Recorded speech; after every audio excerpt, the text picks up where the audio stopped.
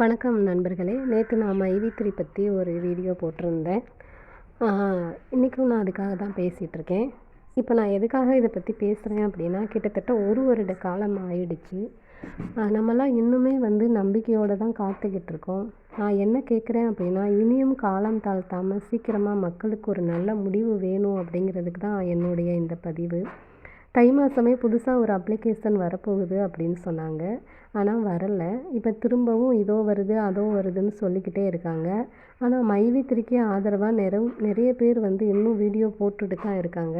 நான் ஆதரவு கொடுக்க தயாராக இருக்கிறேன். ஆனால் ஏமாந்து போன மக்களுக்காக நான் கண்டிப்பாக இந்த கேள்விகள் கேட்டே ஆகணும். ஸ்டார்டிங்கில் இருந்தே நிறைய பேர் பணம் எடுத்துட்டாங்க. ஆனால் லாஸ்ட்டாக பணம் போட்ட யாருமே ரூபாய் கூட அதிலேருந்து எடுக்கலை. ரொம்ப கஷ்டமான சூழ்நிலையில் வாழ்ந்துட்டுருக்காங்க. இதுக்காக தான் என்னுடைய பதிவுகள் இனி வரும். மக்களுக்காக நானும் ஒருத்தியாக இதில் கேள்வி கேட்க நான் வந்திருக்கேன். எனக்கு ஆதரவு கொடுங்க.